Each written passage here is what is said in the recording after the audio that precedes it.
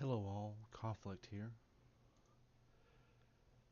In a previous video I mentioned that at a future date I would make a full tutorial video, or rather a series on understanding Discord as a whole. From the title of this video, you might be able to guess that this video is part 1 of that series. In this part 1 of my video, or rather series about Discord, I will be showing you how to make your own server and how to set up a text channel and a voice channel. We will also go into some of the permissions of text channels. With our mission statement out of the way, let's start the video. So, when you go ahead and start up Discord for the first time, this is about what it's going to look like. You'll be able to launch some various games you have installed, and it'll prompt you to go ahead and make your very first server. Or, in some cases, go ahead and join a different server. So with this in mind, let's go ahead and make our very first server. The way we're doing this is we're going to go ahead and click on this plus sign right here that has the bouncing exclamation point. Upon doing this, we're going to be prompted to either join or create a server. Let's go ahead and make our own.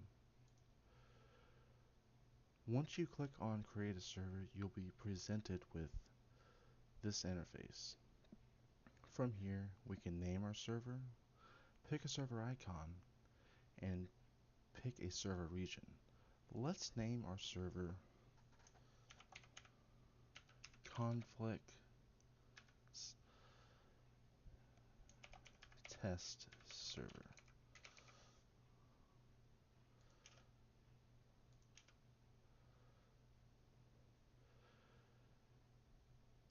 Now, once we have the name picked out, we could go ahead and change our server icon, but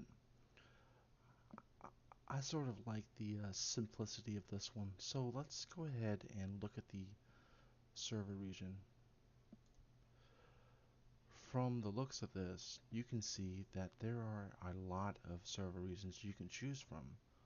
It's very important to choose the right one.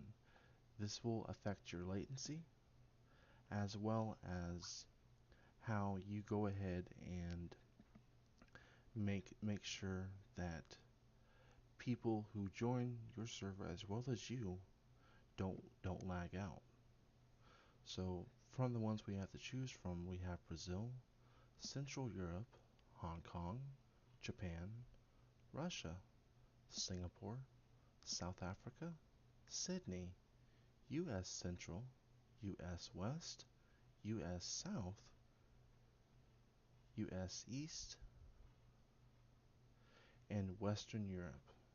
I know I mixed those up. This is US East and this is US West. For now, let's go ahead and choose US East. So once we have our server name and our server region, and if you choose to go ahead and pick a server icon, making sure it is at a maximum of 128 by 128 pixel size, you can go ahead and create your server. Once you do, you'll be presented with this interface. So let's go ahead and explain the Discord interface as a whole. So when you start up Discord for the first time and after you've made your server, what you will see is this. On this side of the actual interface, you'll have access to your home button. You'll be able to see how many friends you have online and a list of all the servers you're a part of. Besides this, you will be able to see your server. You'll be able to see the server settings, your text channels, and your voice channels. In the middle is where all of the text from your text channels can be easily viewed, so that when you want to go ahead and go to a specific text channel, you can see all the text in an easily viewable setting. Over here on the far right, we have a list of everyone in your server. Since it's just me, you're only going to see me here. But if it was you and you invited some friends here, you would be able to see who's in your server and have a list of them on or offline. So now that we have our Discord interface and we've explained that a bit, we should go ahead and make our first two channels. First, let's make a text channel. Once you click on the plus icon to make a text channel, you'll be presented with this interface. Let's give our channel a name, the Talking Room. Now you may notice that I wasn't able to use spaces here. This is done on purpose so that you understand the difference from a glance between a text channel a and a voice channel. So once we have our name and we've designated it as a text or voice channel, in this case a text channel, let's go ahead and create the actual channel. When we create our first channel, we'll be able to go into this channel and let's go ahead and say something. Welcome to our new home. As you can see in the middle here, our first message in our new Discord is welcome to our new home. You can see who sent it. You have a timestamp of when it was sent. And you can see this person's icon as well. Now that we've gone ahead and made our first text channel, let's make our first voice channel. So it's just the same as making a text channel. We go ahead and click on this plus sign right here. Once we make our text channel, let's go ahead and give it a name too. Let's go ahead and name it the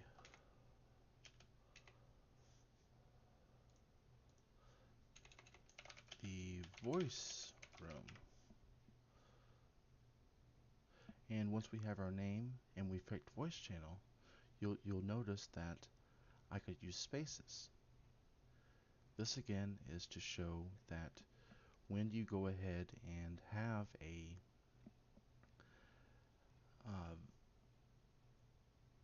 voice channel, it is easily recognizable from a text channel. So we have our first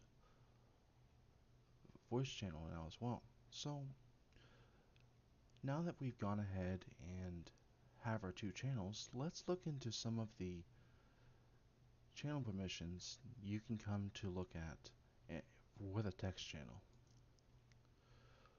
So when you click on the cog beside the talking room, you'll be presented with this interface. From here, you can change the channel name. We can put a topic here. Let's go ahead and put this topic. Put random words here. This will be our channel topic, and under here we have an option to label this room as not safe for work. This is to go ahead and tell people maybe some profanity will be used here in case they go ahead and log into Discord from their workplace or around their grandmother, where their grandmother may not appreciate lewd images or profanity. In this next tab, you see there, I almost forgot, but on each tab, you want to make sure that After you edit anything, you save changes here at the bottom. Now that I've saved changes, let's go ahead and look at the permissions. And through this, we have a whole bunch of options. We can we can edit these options based on roles, which we'll get into in another video. For now, the general permissions are as follows. We can create an instant invite, manage channel, manage permissions, manage webhooks, and these are all options you can disallow or allow people to go ahead and use. The next thing we can look at is our text permissions. Read messages, or send text-to-speech messages. These are all permissions that you can again allow or disallow people to use. A quick note about text-to-speech messages though. I would personally disallow this because I've had people in the past use this to go ahead and annoy people. The next few options are manage messages, EM'd links, attached files, read message history, mention everyone, use external emojis, and add reactions. The manage messages feature allows this role to go ahead and delete messages or pin messages from other users. This can be useful if the role you're editing is an admin or an officer in your Discord. The em'd links is a feature that allows you to post a special link from something such as a YouTube video. The attached files is pretty self-explanatory. You can attach certain files such as pictures, small clips, GIFs, as long as they do not pass over a certain amount of file size. The read message history allows the person to go ahead and read the actual message history from before they were in the Discord or something to that effect. They mention everyone. I would personally go ahead and unless you have really mature members who won't go ahead and